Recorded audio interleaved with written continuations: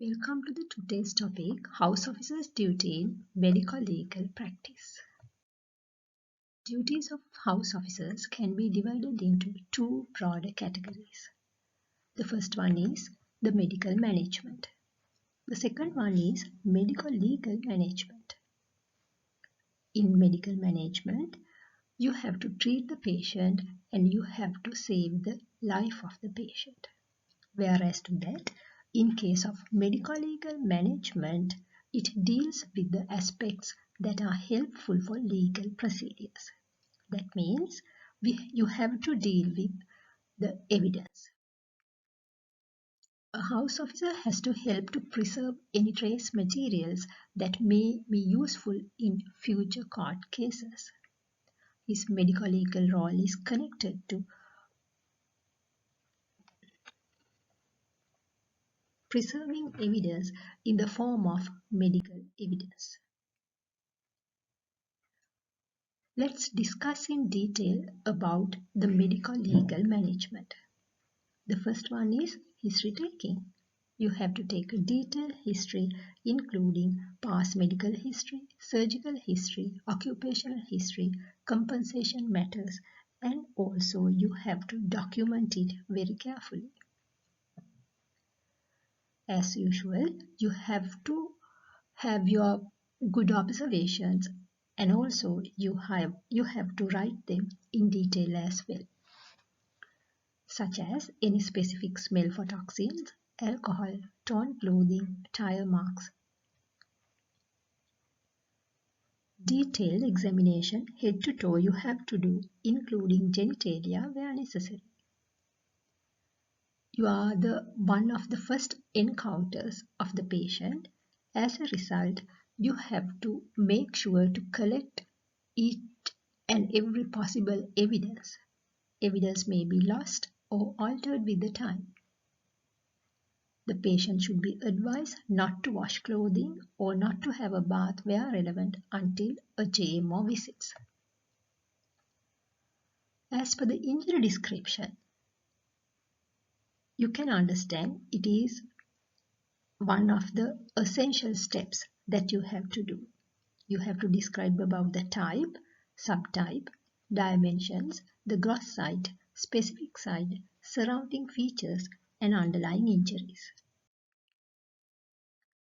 Where relevant, investigations should be done and you have to refer the patient to other specialties. Sample collection. With the time, the patient may tend to void urine. You can understand with the time, the evidence will be lost. As a result, you have to take measures to collect each and every possible sample. Example, urine, blood, vomiters, gastric lavage, clothing, any foreign bodies, empty bottles, needles, etc. During the sample collection, there are certain basic concepts that you have to follow.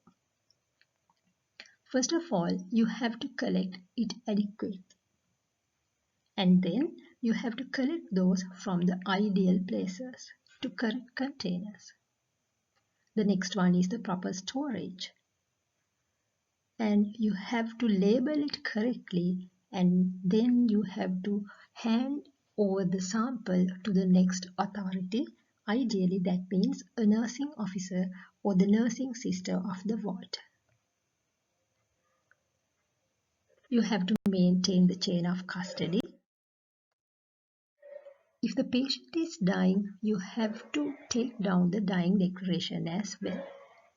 Inform the seniors and obtaining advice from a JMO where relevant.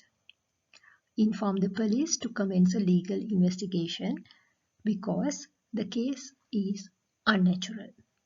If the patient dies, you have to confirm the death. But you have to be very careful.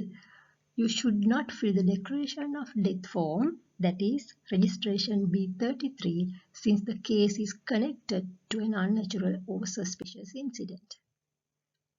Instead, you have to arrange an inquest before releasing the body for disposal.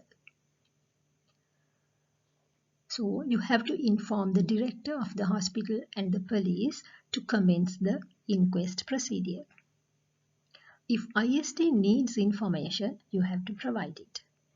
If JMO needs, also you have to provide details because you are one of the first encounters of the patient. If necessary, participate in the post-mortem examination as well. Preserve the BHD and other investigative findings.